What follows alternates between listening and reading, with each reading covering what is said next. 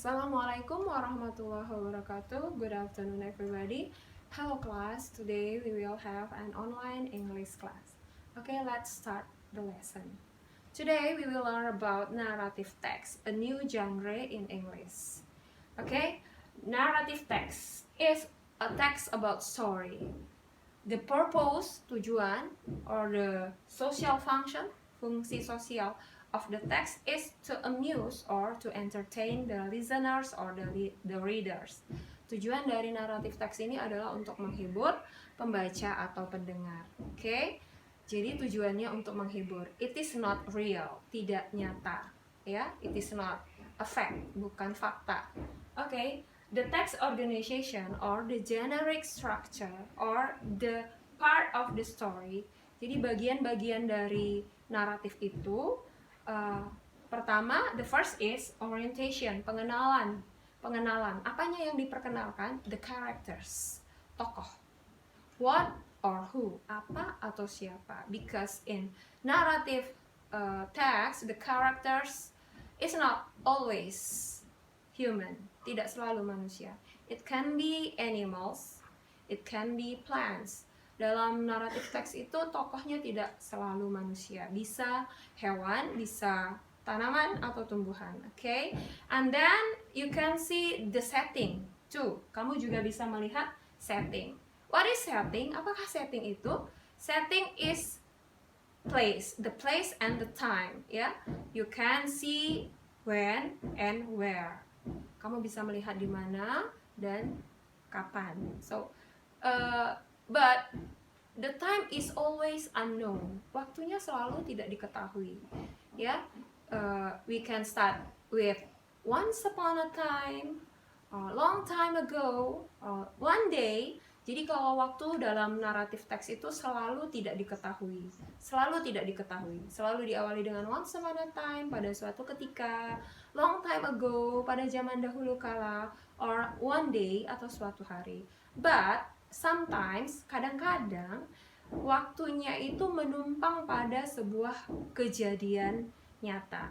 Begitu juga dengan tempat. Sometimes the time and the place is real. Waktu dan tempatnya itu nyata. Tapi the event is not real. Kejadiannya tidak nyata. Jadi seperti kisah-kisah pada masa perjuangan kemerdekaan, ya, atau kisah-kisah yang mengambil setting tempat yang benar-benar ada. Contoh Titanic. Titanic itu mengambil tempat dan waktu pada tempat dan waktu yang memang ada, but the story is not real. Tapi kisahnya itu tidak nyata. Okay? Nah, and then the complication dalam sebuah naratif selalu ada konflik, selalu ada problem. Ya, jadi setelah orientation biasanya akan dimunculkan problem, masalahnya. Ya, masalah itu biasanya bisa terjadi berulang-ulang, ya. Tetapi yang kamu harus ketahui bahwa dalam naratif setelah ada complication maka selalu ada resolution. Setelah ada konflik maka akan selalu ada penyelesaian masalah. Nah, kalau cerita itu panjang, setelah complication ada resolution, ada complication lagi, ada resolution lagi sampai akhir dari kisah. Jadi kalau untuk sebuah kisah yang panjang, setelah orientation, pengenalan, biasanya ada complication, masalah, and then resolution, ada penyelesaian masalah, ada complication lagi, masalah yang kedua muncul, and then resolution, lalu resolusi lagi, begitu sampai akhir dari kisah. Okay. Sometimes in narrative text there is a moral message. Dalam naratif teks kadang-kadang diselipkan pesan-pesan moral. Kindness, ya, not to be greedy, jangan tamak, baik hati, seperti pada kisah-kisah bawang putih, bawang merah, diajarkan untuk kejujuran, baik hati, rajin, ya. Demikian juga pada Cinderella, pada kisah-kisah. Pada sebenarnya orang-orang zaman dulu memberikan nilai-nilai itu dengan memasukkannya dalam kisah-kisah, ya. Okay. And then the language feature. fitur bahasa dalam naratif teks. Dalam naratif teks, grammar, tata bahasa yang kita pelajari mirip dengan waktu kita mempelajari recount.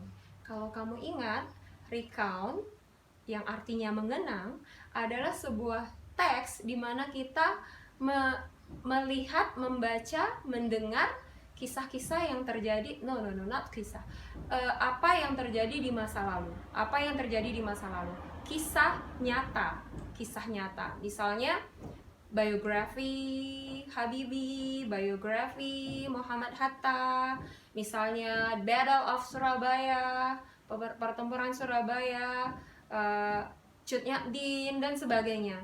Bedanya dengan recount, naratif ini tidak nyata. So we use the same tense, ya. We use the same tense.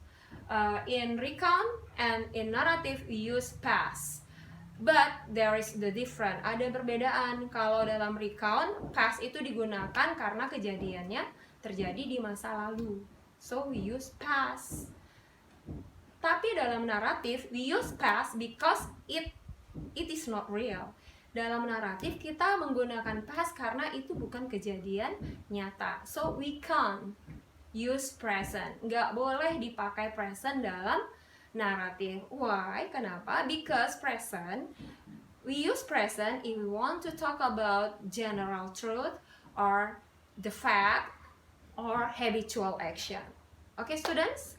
Have you remember about the past tenses? Kamu sudah ingat tenses past yang sudah kita pelajari? We have already learned about it. Kita sudah mempelajarinya. There are some tenses in past simple, past progressive, past perfect. We have already learned 3 of them. Kita sudah mempelajari 3. Yang kita pelajari itu adalah past simple, past progressive, dan past perfect. Dan kita juga bisa menggunakan past future. Ya, so when we want to write the narrative text, don't forget to use past or past future tenses. Okay, I think that's all for today.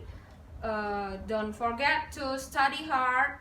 Try to find the local narrative, local folk tales, local legend, local fairy tales. Coba cari kisah-kisah setempat, kisah asal mula terjadinya suatu tempat di tempatmu, terjadinya sebuah kisah atau cerita rakyat di tempat kamu, atau dongeng-dongeng yang ada perinya di tempat kamu, fairy tales. Kemudian try to find or to search an international narrative. Cari juga kisah-kisah naratif yang internasional seperti Cinderella, Sleeping Beauty, or etc. dan lain-lain. Okay, I think that's all for today. Stay healthy, stay safe, and stay focused to your future. And don't forget, stay home. I think that's all for today. Assalamualaikum warahmatullahi wabarakatuh. Good afternoon, everybody. Bye. See you.